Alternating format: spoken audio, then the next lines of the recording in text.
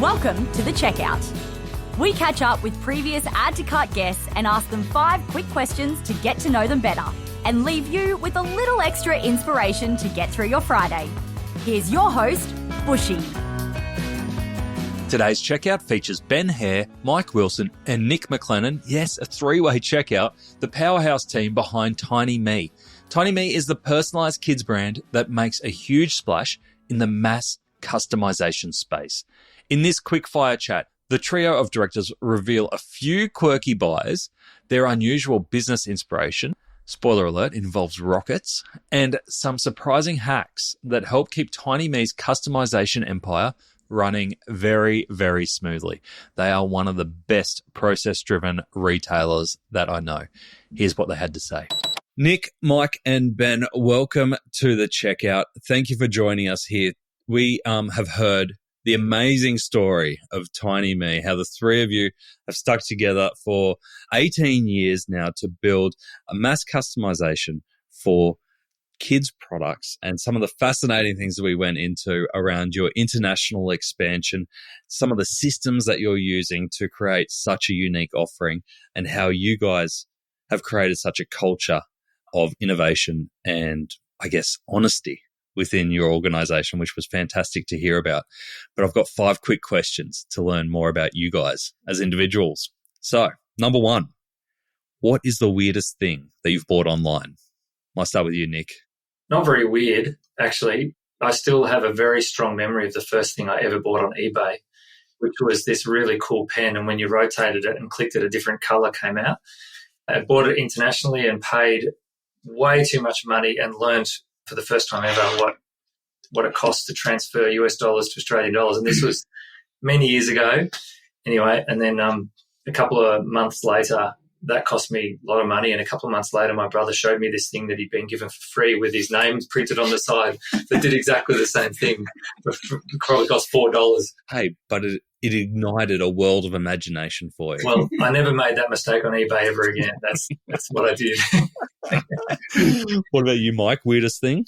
I've got a pretty nice ghillie suit at home. You know those ones where it's just completely... You look like a piece of jungle. You look like a piece of jungle, and it's the full head-to-toe jungle look. And I think it was $4 on Tinyme, and I thought, oh, that looks pretty cool. And so I pretty much use it to jump out of the bushes at my kids so far. So it's been very useful. But as long as they're your kids that you're jumping out at, then we're okay, right? Well, that's right, yeah. Although we'll have a dress-up day that's going to sum it, because we do lots of dress-up days at work, and I reckon I'll get it out this year. Normally the mullet wig comes out for everything because that pretty much fits into every dress-up, I find. But they could go together. The ghillie suit with a mullet wig, yeah. So, I love it. Oh, great one. Ben?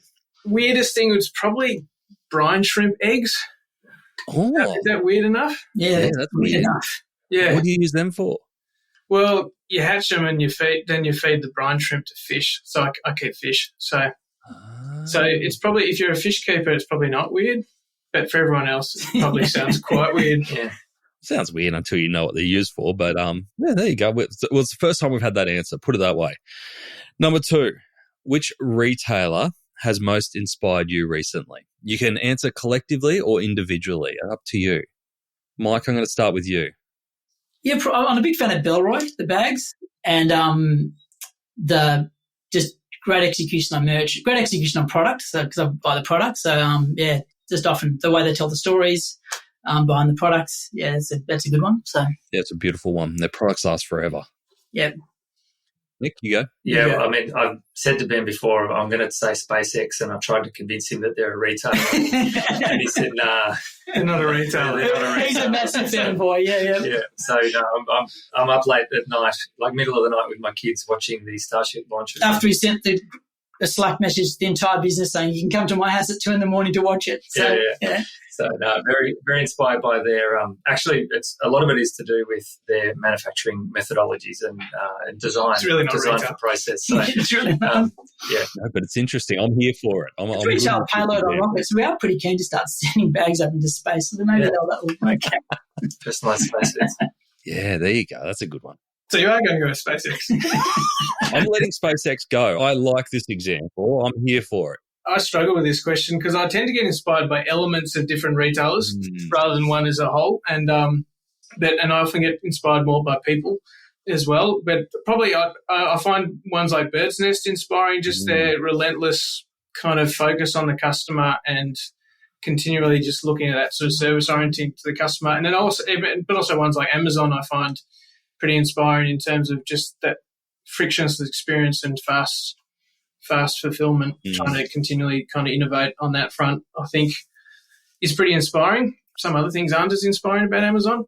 I mean, I love those examples because if you kind of put SpaceX, Bellroy, Bird's Nest together, you kind of go, oh, that's kind of like Tinyme territory, like a bit of a mixture of the science and the art and the smarts all together and the customer. That makes sense. So I can see all that coming together. All right, number 3, name a piece of tech that you or your business couldn't live without. Ben, I'm going to start with you. The obvious one for me is probably not a great one for the podcast, which is our internal production system, because we've built some pretty awesome tech and we can't live without it. And it's really quite cool. Like, anyway, I can't really talk about how cool it is. But apart from that, there's so many things. Like, we're a tech business, so and all the parts of the stack really matter. So whether it's AWS or Adobe eCommerce, they're fundamental things we couldn't live without. They're not necessarily always the sexiest part of the business, but the payment gateway is kind of handy. Yeah. I thought Ben was going to say Microsoft Excel. Nah. Yeah, because with sheets, it's all right. So, yeah. I can live with it. I can live with I reckon almost 2 hours without that. There's some slightly more cynical ones like a payment gateway because if it's shut, we're not taking any money. But ones that I enjoy using, I do like Looker Studio just because it's free and we've just generally been able to pump out. It's easy to be a developer to use it, so the marketing team uses it. I can use it, and if we need to get really tricky, the devs can get involved, linking it to all the different data sources. That's been a pretty bit of a staple for probably 5 years. So yeah, good example. The only examples I can think of, it's got to be Home Assistant, hasn't it? Yeah, that's probably one of my big ones, and I use it at home and at work quite a lot. So that's sort of an IoT home automation service system, and we use it an awful lot. It's so at home and at work, but at work it's we definitely can't do without it now. It's great.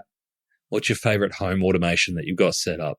Is there something that just impresses you? It's a super geeky house. It's awesome. Yeah, it's my favourite home automation system. I've got lots of things. How do I love these? Let me count the ways, Nathan. It's So at the moment I am working on individually controlling all of the zones in the house in the air conditioning system and to make them change relative to solar power generation and things like that.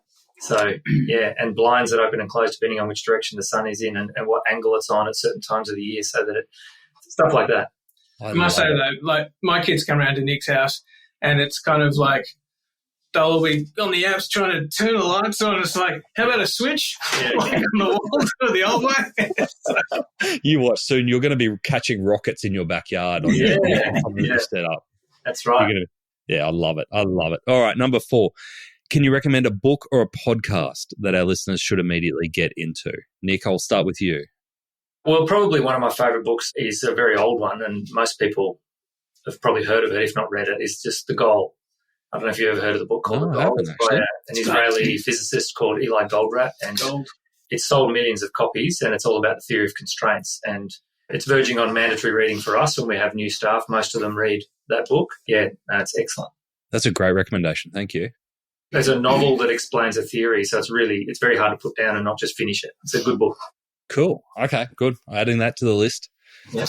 Yeah, we've got a few not mandatory. We actually do get everyone to read David Allen's Getting Things Done when they start with a copy. It's the Getting Things Done system, not the greatest read, I must say. Like, it takes a long time to tell you how to get things done. But all right. So ironically, getting things done after you read this. It's a good system. Yeah, it is a good system. Great by choice, and had some of all the Jim Collins stuff actually pretty massive influence on our business. So good to great. How the Mighty Fall. So I probably reread or listen to them every 5 or so years. I read it an awful lot. Podcasts, I've sort of consistently listened to, like, How I Built This. Like, I quite like that, that sort of flavour. Any of the business sort of podcast, I've pretty broad appetite for podcasts, but on the business side, that's been a staple. With my kids, kids love that one. So, Oh, that's cool. Yeah. Love it. Awesome. Ben? Well, pretty much all of those. We tend to read the same stuff because if anything's really interesting, we pass it on. So they're probably... I thought you were just tight with the book budget, so you have to share them around. We do that too. We have a library. here. Yeah, we do a library. But yeah, so I could keep going down the list because there's lots more, but they're probably the best ones. I've read some of those books by osmosis. I actually haven't read them, but I know what they're all about. You know what, that shortening service, you've got that built into your organisation, just the way people talk about it. It's like everyone feels they've read it without actually reading it. Nick loves that shortening service. The blinkers, Yeah. All right, last question I have for you, gents. What is your biggest challenge today? Mike, I'll start with you in the middle. Yeah, I think one of the ones, we sort of mentioned it earlier, is keeping up to date with what's going on broadly speaking, marketing. Because it's not just keeping up to date, it's actually how's it actually going to apply in our business. So, and it's just moving so fast. There's so many different things happening. So that's one of our biggest challenges. Look, we've got a plan to try and tackle that, but it is a big challenge. Yeah, you've obviously done a great job to go through all the cycles over 18 years to still be growing. Yeah, absolutely. We don't do many print ads anymore. No. What about you, Ben? Your biggest challenge? Well, we share our biggest challenge. Like we're kind of part of the same business, but I think that's probably one of the things we're focusing on, particularly with you always go through cycles where different marketing channels get more expensive and other ones are cropping up and you've got to keep reinventing. So I think that's continually at the moment that's probably our biggest challenge. But I mean, for us also just always continuing to innovate with our mass customization sort of platform. We just got to keep doing that. But it doesn't feel like a biggest challenge in one sense because we kind of love that stuff and we just keep doing it. That's our biggest opportunity. We often have a debate about whether it's an opportunity. It's a strength or a weakness. Depends on the mood for the day. Yeah. What about you, Nick? What about the two guys taking the piss out of your home automations? Is that your biggest challenge? Yeah, no, it's not the biggest challenge. I mean, biggest challenge today, I'm just thinking about I've got to cook about 20 pizzas tonight, but I think that's probably not the today that you're talking about. Well, this sounds like a bit of a cop-out answer, but it actually is something that I find difficult, and that is knowing what to say no to, in terms of ideas. And, I'm constantly thinking of, and this is one of the reasons why my home automation is absolutely a hobby. It is not for any gain that is going to be quantified economically or anything like that, because unless you don't count time, of course, it's a bit of a release for me to do some stuff that wastes time at home so that I don't do so much of that at work. Heaps of ideas about ways that we can improve stuff, but just trying to pick and choose the right ones that are actually going to bring the good return for the business. And that goes for, improvements, but also product and marketing and all that sort of stuff. That's what everyone's trying to do. Love it. Great challenges or opportunities, whichever way you look at it. Nick, Mike, Ben, thank you for joining us on the checkout. Thank you. To hear more insights from Ben, Mike, and Nick, and to hear how they've built a mass customization kids brand that has now expanded into the UK, head back to our main episode where they share the story of Tinyme's rise from a spare room side project to being a leader in personalised kids products. We hear their strategies for global expansion, their techniques for continually improving internal processes, and their unique team culture that's kept them ahead in the customisation game. Thanks for listening, and until next time, keep adding to cart.